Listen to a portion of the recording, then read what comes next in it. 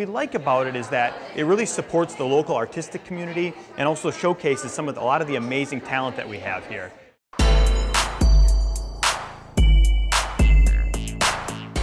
Good evening and welcome to this edition of Black Nouveau. I'm Joanne Williams.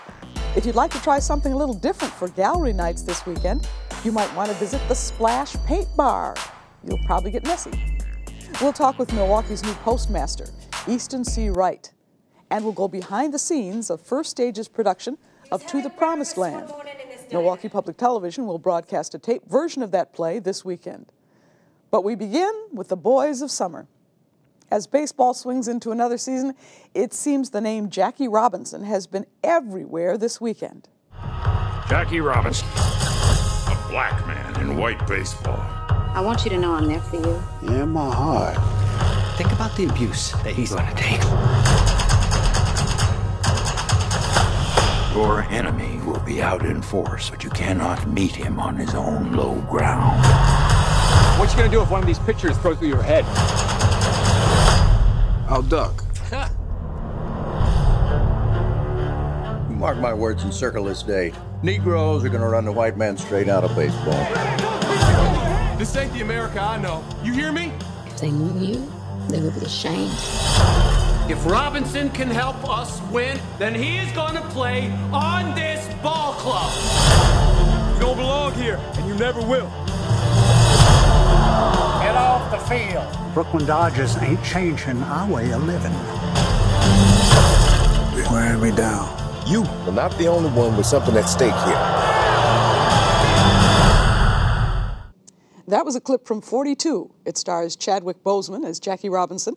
And we're pleased to welcome Chauncy Thomas, who plays Jackie Robinson in the First Stage production of Jackie and Me. It also started last weekend. Welcome.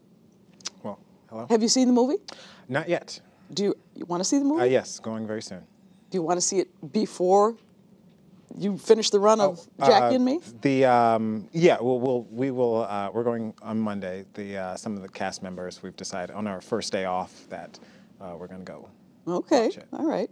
So Jackie and Me is an interesting title, and I think I know what the play is about, but give me a little 30-second synopsis. 30-second synopsis, okay. It's a children's theater show, so it's about this boy named Joey. He's the primary character. And he has the ability to travel back in time and meet Jackie Robinson. He has a temper, and one of the main ideas of the story is that he gets to watch how Jackie deals with racism and all of the obstacles he had to overcome, and it helps him deal with his own issues in terms of his temper. It's kind of a... Well, those are some pretty heavy subjects for a children's play. Yes. What do you think of that? I personally think you can expose children to complicated issues. I think they handle them well. It depends on how you go about doing it. I just generally, with my experiences, I teach acting to children in St. Louis, which is where I primarily live. And you can expose them to things and they're fine. It's really not until kind of adults come in and are worried that they become worried. So, and I think the script handles it in a really smart way. Is it a comfortable play for you to do, or are there some places where you feel, I don't know if we should be saying that? No. I think it's actually, there's one particular place where I think it gets pretty intense, but it's just the manner in which it's done. It's really smart, and I very much approve of how the writer went about. Is this a play just for children, or can I come too? I think you can come too. I think anyone can enjoy it. It's like going to watch an animated film. You know, there's certain, you have to kind of change your mindset a little bit, but you can still be thoroughly entertained. How much research did you do before you took this role? That's an interesting question, because this is the first time I've played someone who is an actual human being. So in any show I do, I have my own character analysis that I do, and I have to approach him like a character just like any other thing. But I would watch YouTube videos of him, just clips of him. I've got a copy of the Jackie Robinson story starring Jackie Robinson, which I think was made in 1950, which many of the same things that happened in the play happened in that film. Before you started doing this research, how much did you know about Jackie Robinson? Very little. I don't think probably the same thing anyone else knew. Do you feel that you should have known more? I mean, not particularly. I like history. I like. You know, this is just the time that I happen to be learning about it, and I'm fine that, you know, I know it now instead of. Are you glad that you know it now? Yes. And you can share it with your kids when you get back to St. Louis? Yeah. One last question. How much preparation have you had to do? You're playing a baseball player. Yes. Did you play baseball? I did not play baseball. I've never played baseball? No. You know, the script, acting-wise, I wasn't worried about it. I have 2 scenes where I have to look like I know how to play baseball, and that was going into it the only things I was concerned about. I've had a lot of people come in who have played baseball, who have given me some really good tips. Fortunately, in the movie, you know, Jackie Robinson, he's hitting, he's catching, he's throwing, and so I can kind of mimic what he does. Yeah, just playing baseball, and his voice is surprising. His voice is actually high and nasally, which you would not imagine when you think of the man, and so trying to incorporate that has been really challenging, but it's been a great little acting exercise for me, and I'm having a good time. Have you been to like a Brewer game to watch baseball? No, get a feel for it? I've just really been to a few Cardinals games back in St. Louis. Not that I have any allegiance, but I basically, as soon as I got here, we've been rehearsing just about every day. So I've just been preparing primarily. Well, as long as you're a strong actor, you'll be able to pull it off. Yes. Jackie Robinson part and the baseball part. Thank you very much for coming and visiting us on Black Nouveau. Looking forward to seeing Jackie and me. Thank you.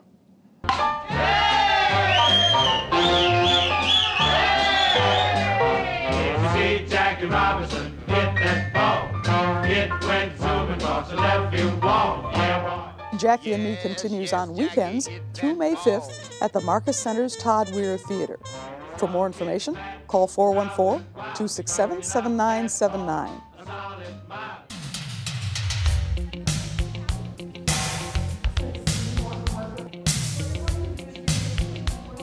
I'm just using vertical brush strokes. If you want to do it horizontally or in a circle, that's completely fine.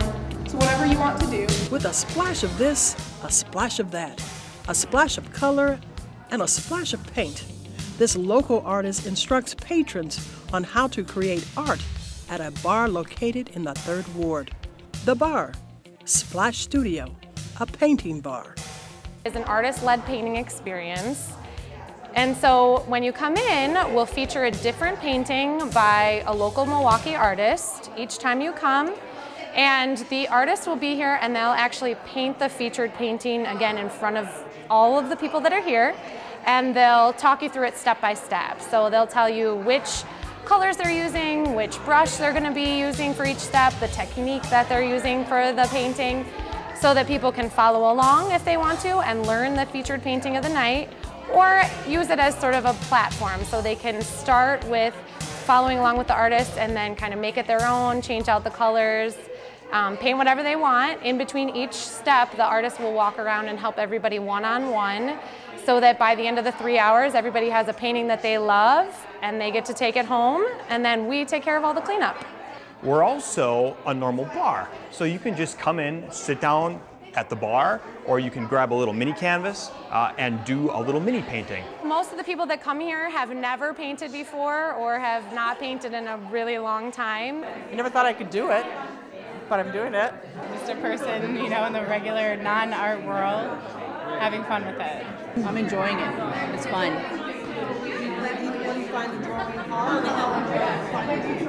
It's hard for me, but I've never ever painted anything. She's the I'm Helen Keller afraid. painting. Yeah, I am the Helen Keller of painting. People tell us all the time that they used to paint, or they have never painted on canvas, and it's something that they've always wanted to try. And that's why we have the session, so that people who may not be as comfortable with a paintbrush can come in and do it and feel great about it.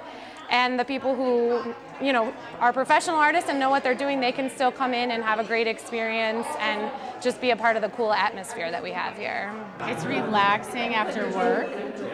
It's a fun environment. You can talk to your friends, do something creative, and have a cocktail. It's been really great so far. I wouldn't consider myself any type of artist or anything, but the instruction's going really well and really helping out, so feeling pretty confident that I'll have something to take home at the end of the night. Being passionate about the arts, the city of Milwaukee and its beer culture brought about this painting bar business. What we like about it is that it really supports the local artistic community and also showcases a lot of the amazing talent that we have here. It's also interesting because Milwaukee isn't like a big city, right? This is a city where we can still have an impact, right? And we can still build something and have it have a big impact on the city and really change the way people view art and change the way people view entertainment experiences. We're not the first people to ever combine painting and drinking. I think you can probably trace that all the way back to the Greeks, right, or the Romans. But what we like to think is that it is an original concept in the way that we do it, right? We focus on original art. All of the artwork that we have here is all commissioned from local area Milwaukee artists. All the artists that paint here are local artists. And we also have a real bar, so you don't have to just be in the 3-hour session doing the painting. You can also just come in, sit at the bar, and have a drink. So the combination of all those different things, and then the innovative art experiences that we do, if it's the 3D, if it's the glow in the dark, all those different things really make us a unique concept in the country. The owners of Splash Studio want people to have an amazing night out. We set out at the beginning to build a bar, but not a dark, scary bar. We wanted to build a bright, happy bar where people can come and they can relax and do something different and be creative. And it's been really important to us that people walk out of here thinking, that was something different, and that's a place that I want to come back to and really encourages me. We talk a lot about, we walk around and we tell our customers that they're doing a good job. It's not unusual for me to walk around and tell a customer that I'm proud of them for giving this a shot and taking a risk. It's also one of the reasons that we're a no-tip bar. So a big thing for us is that people walk out of here and they feel like that was a genuine experience and something that I really enjoyed and something that I would want to do again.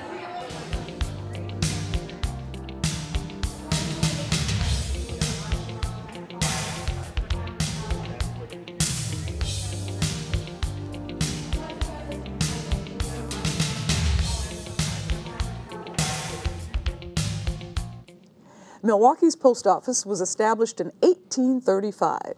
We're pleased to welcome its 38th postmaster, Easton C. Wright, to Black Nouveau. Welcome to Black Nouveau. Thank you. How did you get into the post office in the first place? Did you just go and say, I want to be a letter carrier, or what? Well, you know, I joined the post office in 1994, right after being in the Navy for 8.5 years, and I just wanted to keep my federal time, and I knew that the mailman that we had as growing up as a, young child, Mr. Shempert, he always was pristine, and I wanted to look like Mr. Shempert. So you had a role model in the Postal Service? Oh, definitely. I would see the dog spray and, his bag, and he always had shiny shoes. So, he was a friendly guy, too. So did you start off as a letter carrier? Yes, I started off as a letter carrier. What was your very first route? Do you remember? Yes, Route 40. That was off of North 3rd and Ring, and I actually grew up on that block. So, it was real special to me. Well, so then you knew where every address was, and you knew everybody on the block. Exactly. What did they say when they saw you as their mailman? Oh, they were proud, and I was proud to be their mailman as well. Now, the USPS, the United States Postal Service, has been in the news a lot in the last few years. Let me ask you a little bit about, let's see, the major thing is Saturday delivery. Are we going to continue it, or are we not? Well, as of right now, we're going to continue business as usual. We're going to re-explore the 5-day delivery at a later time. But right now, it's just business as usual. Some local post offices in the Milwaukee area and in other places of the country were going to close a couple of years ago. What happened with all that, and was that the way that some things went? Well, you know, with the economy, we looked at different ways to save when it came to closing post offices. It made good business sense, but, you know, we reevaluated and seen where it made good business sense, and right now we're not closing any post offices in Milwaukee, but it's still on the table. You know, we're still looking at ways to consolidate post offices as well as, you know, retail units. And as of right now, we're not closing anything. The post office has been, I would say, challenged on many fronts in the last 20 years. Most of them are electronic. What has that done to the way the post office operates? Emails and ordering goods and services online? Well, you know, as far as first-class mail, we have a decline in first-class mail, and we talked about that earlier when we discussed, you know, consolidating post offices. But right now, it's helping us because when we look at our package services, when you order offline and you order online, you're looking at Amazon.com. We pick up their packages. We deliver their packages. So, you know, it's actually helping us in a package business.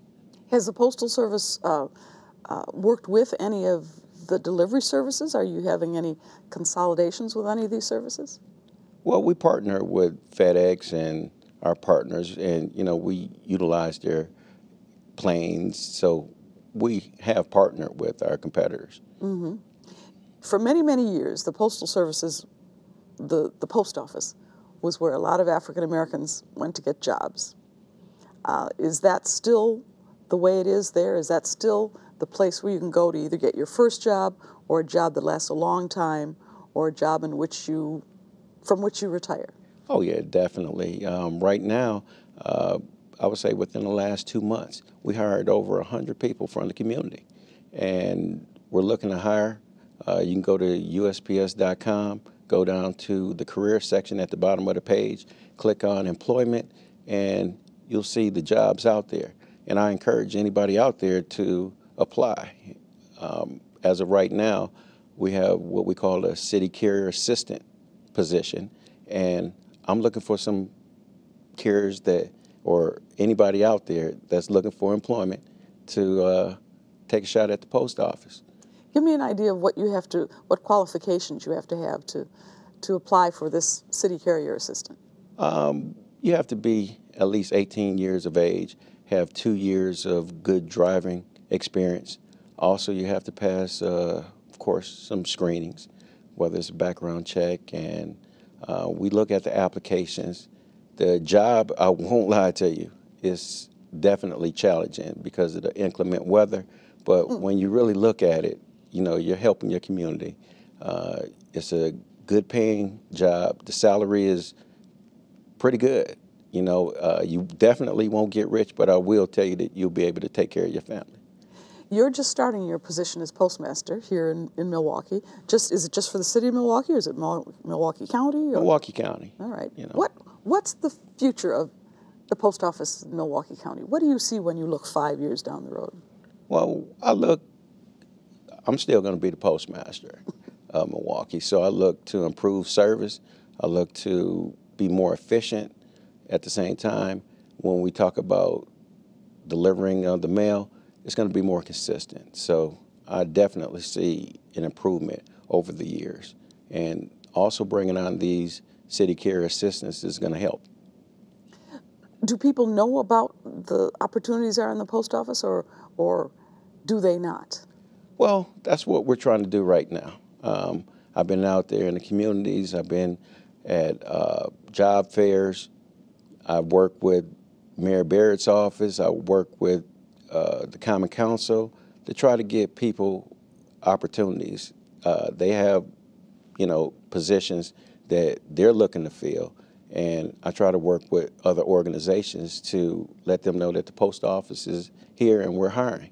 I also work with veteran organizations, and that's something that I'm, you know, near and dear to my heart, is to work with the veteran organizations to see if we can get them some employment as well. And they certainly need it. Oh, definitely. Yes. My father worked for the post office for 44 years.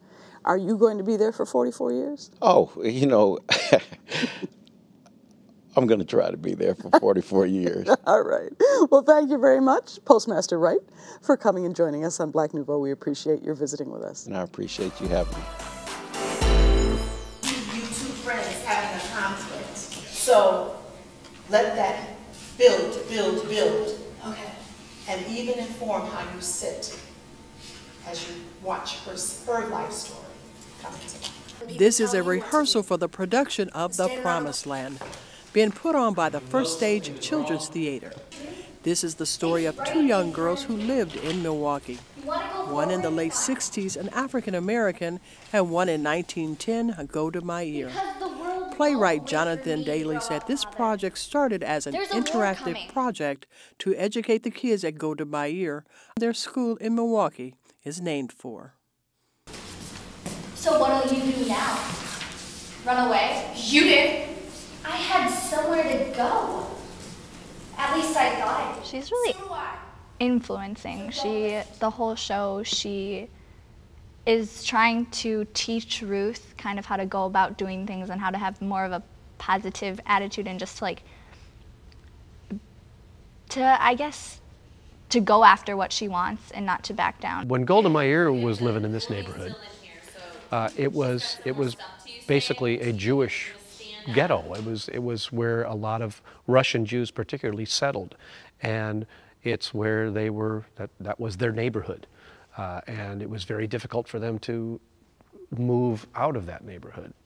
They were kind of stuck there. 60 years later, Golda Meir came back to the school, and of course the neighborhoods had changed, and by 1969 it was a primarily, almost solidly African-American neighborhood. And a lot of the same issues that Golda's generation was dealing with, now African-Americans were dealing with in the 60s. This Golda, she talked to me. She'd been through all of this. She knows what hate is. She had people push her around and call her names. They tell her, stay where we put you, in a little spot that nobody else wants. You and your kind, you stay where we can find you and keep you quiet. But that's not life. That's not living. Cliff didn't die for that. And really focus on him. Where we should stop hoping. Daddy didn't die for that. She's at that age where she starts asking questions and starts listening more to what other people have to say. So she's kind of more of the listen and learn type character, like with Goldie and her brother Cliff and her mother. Ed, ask her. If I ask you something, will you promise to tell me the truth? Of course I will. How did Daddy die? He died of an ear infection, I told you that. It's not the truth, ask her. You don't die of an ear infection. Well, your daddy did. How did he die?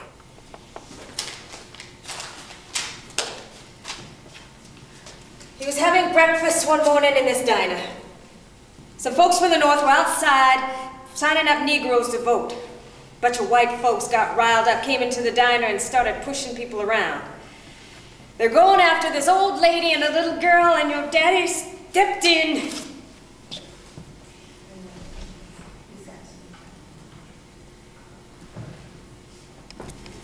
White folks took him outside. Beat him up. Bam. How aware were you of the 60s and the civil rights actions that were going on? I was pretty aware with it. I had, we learned about it a lot in school and everything, but they kind of just briefly go over it and because I guess it was an important conflict in our history, but a lot of teachers kind of just brush over it. So I was pretty aware, but I guess the show really helped me understand how it all came in and how people dealt with it. I guess I was aware of we learned about it like Esther said, but I definitely, it seems more real doing the show now and kind of seeing it all happen makes it so much more real to me. So don't listen to me. You want to find the truth? It's right in front of you. How aware were you of Go to My Ear prior to this role? But first you have to go backward. I knew her name. I'd heard of her a lot. But I didn't really know what she was. I knew she was Prime Minister of Israel, but other than that, I don't think I really knew how powerful she was. Papa! What are you doing here? I sent for him. You betrayed me! Through this production, both our protagonists, Ruth and young Goldie, are searching for the truth. And in their search, they probe, they dig deep into the lives of the adults and seek an opportunity to fulfill themselves. To the Promised Land will air on Milwaukee Public Television on April 19th at 8 p.m. on Channel 10 and on April 20th at 7 p.m. on Channel 36. And that's our program for this week. For Black Nouveau, I'm Joanne Williams. Thanks for joining us. Good night.